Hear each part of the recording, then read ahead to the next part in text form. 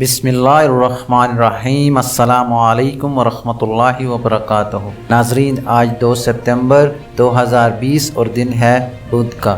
आप सब देख रहे हैं कि ऐसे करंट इवेंट्स मोहम्मद कुरैशी के साथ। नाजरीन, चलते हैं आज की मेन हेडलाइंस की तरफ। हेडलाइंस के बाद खबरों की तफसील। नाजरीन, आज की सबसे पहली और मेन हेडलाइन है कि सऊदी अरब आने वालों के लिए सऊदी एयरलाइंस का अहम ऐलान। दूसरी मेन हेडलाइन है कि PIA एक माह में दर्जनों मुलाजमीन बरतरफ।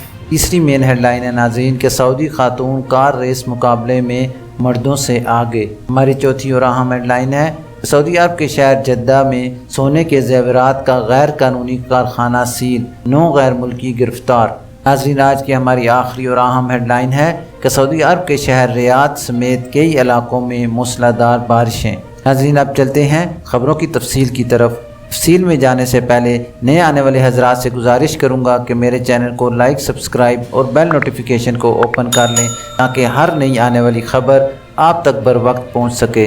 नाज़रीन, अब खबरें तफसील के साथ। सऊदी अरब आने वालों के लिए सऊदी एयरलाइंस का अहम ऐलान। सऊदी एयरलाइंस की जानिब से मुमलकत वापस आने वाले मुसाफिरों के लिए ज़वाबित का ऐलान किया गया है, जिसके साथ SOPs जारी किए गए हैं। इसके तहत सऊदी अरब वापस आने वाले मुसाफिरों को 7 दिन तक होम आइसोलेशन में रहना होगा। सबिक वेब न्यूज़ के मुताबिक सऊदी एयरलाइंस के हवाले से कहा गया है कि मुमलकत आने वाले मुसाफिरों को वजारत सेहत की जानिब से जारी किए गए कवायद पर अमल करना होगा। वजारत सेहत ने इस हवाले से हल्फनामा जारी किया है कि जिसमें हर मुसाफिर को 7 नुकात पर सख्ती से अमल करना होगा। हल्फनामे में मुसाफिर का नाम, रहाइश का पता, इकामा नंबर, जिस मुल्क से आ रहे हैं, फ़्लाइट नंबर और तारीख़ आमद वादिया तौर पर दर्ज करना होगी। हल्फनामे में मुसाफिर को इस अमर का पाबंद किया गया है कि वो मुमलिकत के हवाई अड्डे पर आते ही मज़कूरा फॉर्म पर साइन करे और इसे फिल करके वजारत सेहत के मुतल्लिका काउंटर पर जमा कराए। हर मुसाफिर पर लाजिम होगा कि वो ख़ुद को 7 दिन तक हाउस आइसोलेशन करे, जबकि अमूर सेहत के शोबे से ताल्लुक़ रखने वाले मुसाफिरों के लिए ये पाबंदी 3 दिन की होगी। आइसोलेशन की मुद्दत मुकम्मल होने के बाद कोरोना टेस्ट की रिपोर्ट भी पेश करना होगी।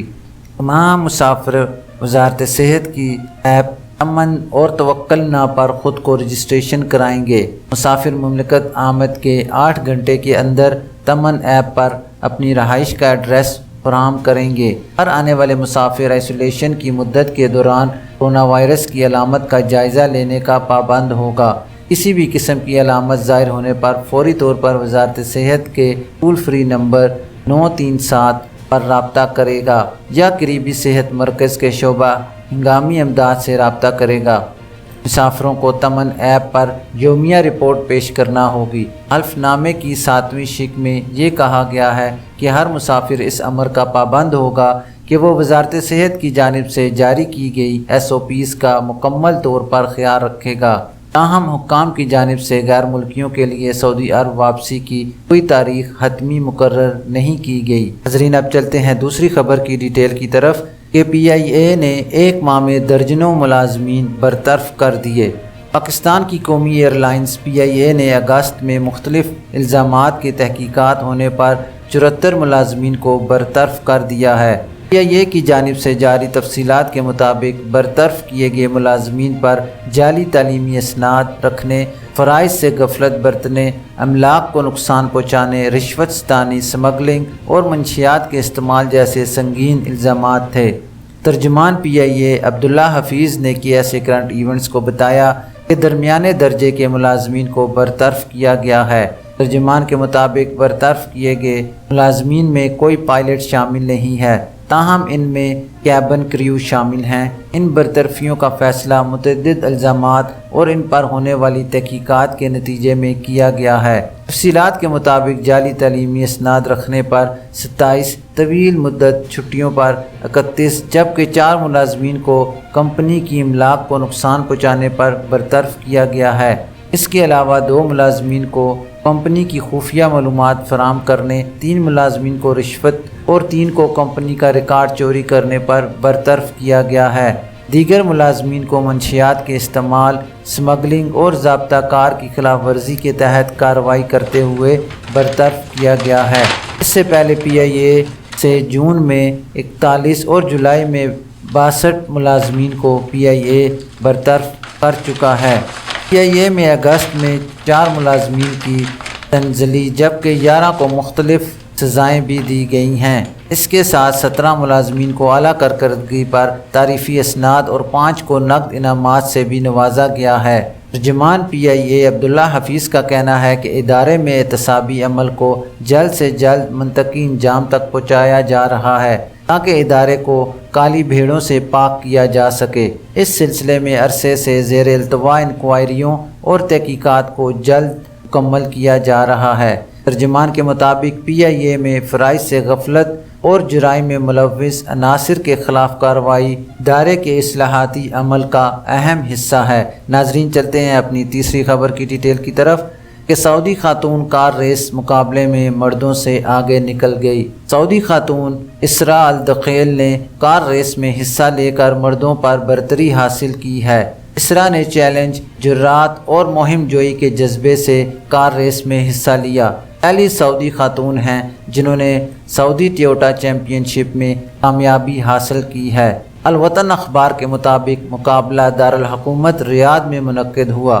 اسراء الدخیل نے آٹو کراس چیمپئن میں فرنٹ ویل ڈرائیو گروپ میں پہلی پوزیشن حاصل کی۔ ٹیکساس میں ہونے والی ریس میں اول رہیں۔ جدہ آٹو کراس چیمپئن میں چوتھی پوزیشن حاصل کی جس میں 17 پیشہ ور کھلاڑی شریک تھے۔ الشرقیہ چیمپئن میں تیسری پوزیشن حاصل کی جس میں 5 پیشہ ور افراد شریک تھے۔ امریکہ میں 3 مقابلوں میں حصہ لیا۔ اسراء الدخیل کا کہنا ہے کہ انہوں نے ایک رینٹے کار سے فرنٹ ویل ڈرائیور والی گاڑیاں کرائے پر حاصل کر کے ریس میں حصہ لینا شروع کیا۔ مقابلوں میں حصہ لینے کے لیے اس طرح کی گاڑی مہیا نہیں تھی، فیملی کار پر ہی ٹریننگ لیتی رہی۔ اسراء نے بتایا کہ سعودی ٹویوٹا ٹورنامنٹ میں حصہ لینے کے لیے ریاض سے جدہ تنہا گاڑی چلا کر آئی۔ سعودی خاتون کا کہنا ہے کہ کاروں کی ریس میں حصہ لینا بہت اچھا لگتا ہے، بچپن سے اس کا شوق ہے، اپنے بھائیوں سے کم سنی میں ہی گاڑی چلانا سیکھی تھی۔ امریکہ میں کاروں کی ریس کے 3 مقابلوں میں اس وقت حصہ لیا جب وہاں تعلیم حاصل کر رہی تھی۔ ناظرین، چلتے ہیں اپنی چوتھی اہم خبر کی ڈیٹیل کی طرف۔ سعودی عرب کے شہر جدہ میں سونے کے زیورات کا غیر قانونی کارخانہ سیل، 9 غیر ملکی گرفتار۔ جدہ میں وزارت تجارت کی تفتیشی ٹیم نے غیر قانونی طور پر قائم سونے کے زیورات تیار کرنے کا کارخانہ سیل کر کے وہاں کام کرنے والے 9 غیر ملکی کارکنوں کو حراست میں لے لیا۔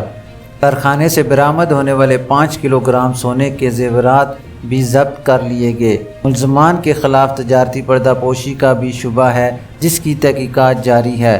سابق ویب نیوز کے مطابق وزارت تجارت کے حوالے سے کہا گیا ہے کہ جدہ کے علاقے البغدادیہ میں وزارت کو غیر قانونی طور پر قائم سونے کے زیورات تیار کرنے والے کارخانے کے بارے میں اطلاع موصول ہوئی، جس پر تفتیشی ٹیم تشکیل دی گئی تاکہ مکمل تحقیق کے بعد کارروائی کی جائے۔ وزارت کا کہنا ہے کہ تفتیشی ٹیم نے 1 ہفتے تک کارخانے کی نگرانی کر کے رپورٹ پیش کی، جس کے بعد پولیس کے ہمراہ اس وقت کارخانے پر چھاپا مارا گیا جب وہاں تمام اہلکار موجود تھے۔